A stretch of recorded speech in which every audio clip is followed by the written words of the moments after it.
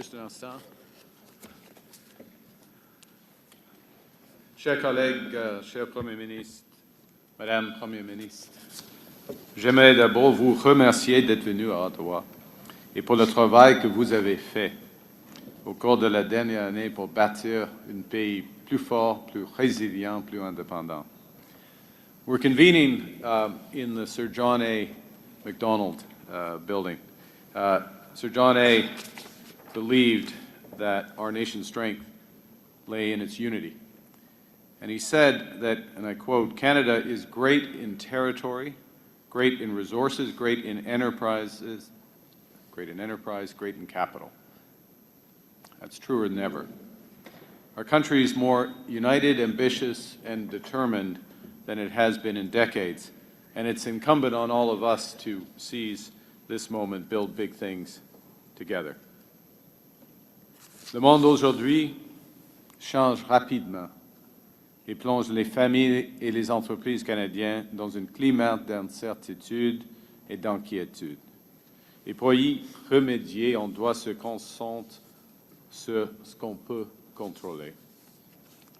And that's what we're doing. We're focusing on what we can control. Nous bâtissons une économie canadienne plus forte et plus résiliente pour que le Canada dépende moins d'un seul partenaire commercial et soit plus résilient face aux secousses mondiales.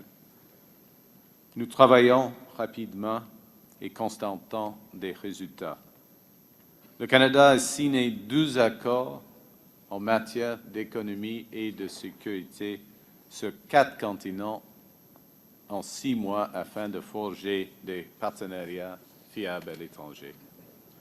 And this progress, 12 economic and security accords, 4 continents, 6 months, that we have signed, has been very much reinforced and led by the 20 trade missions that the premiers have led across 3 continents over the same period.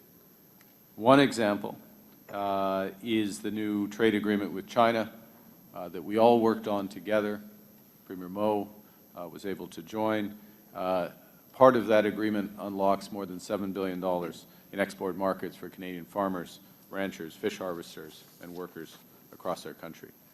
In our coming months, we intend to advance our trading relationships with global giants, including India, the ASEAN countries representing more than 20% of global GDP, and Mercosur. And we will work to renew our most important economic and security relationship with the United States through the joint review of the Canada-United States-Mexico agreement later this year. Today we'll discuss how we can coordinate all of those efforts on trade and inbound investment to maximize their impact. Of course, as we're building new partnerships abroad, we're focused on building our strength at home, transforming our economy. So one thing that came out of our initial discussions as First Ministers a little under a year ago, was the One Canadian Economy Act at the federal level. It was passed. It eliminated all federal barriers to internal trade and mobility. A number of you have already made significant progress. Look to you, Doug, Tim, particularly, and others, significant progress in reducing interprovincial trade barriers. But we all know that more can be done. To realize our full potential, we need to break down the remaining costly and long-standing barriers once and for all. There's many estimates of this. One came out this week from the IMF. The prize is worth more than $200 billion to Canadians. The second way we're building one strong, united Canadian economy is through our nation-building projects. New ports, mines, trade, sovereign data, energy, transportation corridors, unlocking our vast resources, connecting Canadians to new markets, and creating hundreds of thousands of new careers. We've already referred 11 major projects to the Major Projects Office, projects from every region in the country, representing over $116 billion in investments. One thing we'll do today is I'll talk a bit about the federal government's upcoming electricity strategy, which will complement your leadership, your efforts in doubling the size of our grid, lowering costs for Canadians and Canadian business, and extending our energy advantage in the world. This table knows, and you live it, it's not just what we build, it's how we build. It means working in true partnership with Indigenous peoples. It means moving quickly and responsibly through one project, one review to accelerate approval timelines. We're pleased that we've signed cooperation agreements already with New Brunswick, with Ontario, with British, and the original with British Columbia. And I look forward to signing more of these agreements in the months ahead. Pendant que nous affréons à accélérer de grands projets d'infrastructure partout au Canada, nous devons aussi faire ce qu'il faut pour chaque Canadien et Canadien à une vie agréable.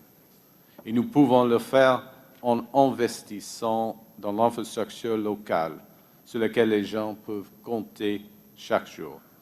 Et grâce à le nouveau fonds pour bâtir des collectivités fortes, nous veillons à ce que la population canadienne ait l'essentiel pour réussir: des routes sécuritaires, des systèmes aqueducs fiables, des hôpitaux, des universités et des logements abordables. Alors aujourd'hui, nous allons discuter des moyens de collaborer pour maximiser les retombées de financement et nous en servir pour avancer nos priorités communes dans la construction de logements plus abordables. As we discussed last night, strong communities are safe communities. We're building in partnership, respecting each other's jurisdictions. The federal government's main job is to protect our borders and to strengthen the criminal code. We've acted. We're hiring thousands of new RCMP and border control officers. We have six crime bills before the House, bills that will secure our borders, combat hate, toughen bail and sentencing laws, and protect victims of violence. Today we'll discuss how these stronger enforcement measures and how we can cooperate across different levels of government for collective security. Let me conclude, and back to Sir John A. The Canadian Pacific Railway, which he catalyzed, helped transform our country when it was completed in 1885. Proof that Canada is bigger, stronger, and more prosperous when we're united. His legacy is our mission now. So let's get to work. And with that, I have the honor of turning to the Chair of the Council of Federation, Premier Thompson. Premier. Thank you, Prime Minister, for those opening remarks. And I just want to thank you for having us here today. And I want to point out that this group around this table, as someone new to this table, the amount of integrity and knowledge around this and leadership around this table is second to none. So the focus of yesterday's Council of the Federation meeting was the need for continued united Team Canada approach. Premier spent time discussing how we work together as provinces and territories and how we strengthen collaboration with federal government at a time of change. The conversation reflected the moment Canada is in: global uncertainty, economic pressures, and the changing relationship with the United States are shaping discussions around this country. There was a clear agreement on the importance of being proactive with the United States. The relationship has evolved, and Canada needs to coordinate a realistic approach that reflects today's realities. As discussions around CUSMA continue, the focus on working together early and often, there was a strong support for regular engagement with the Prime Minister, including monthly meetings to ensure provinces and territories are closely aligned. Moving major projects forward was another key part of discussion. The emphasis on action, reducing delays, and providing greater certainty to the working collaboratively across governments. Strengthening Canada's economic resilience is key. Continued international trade missions is helping opening doors that were closed in the past and create new opportunities. The discussion also reflected strong support for the territories. Concerns raised around Arctic security and sovereignty were echoed, with a shared understanding that strengthening the North is a national priority.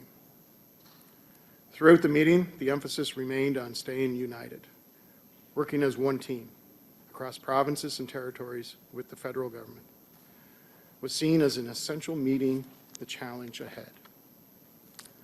The United Team Canada approach is what premiers bring into this First Minister's meeting, with a focus on cooperation, practical solutions, and acting in the best interest for Canadians.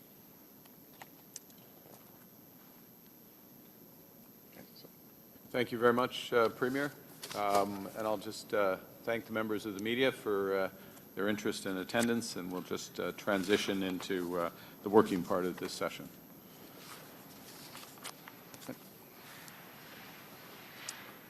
And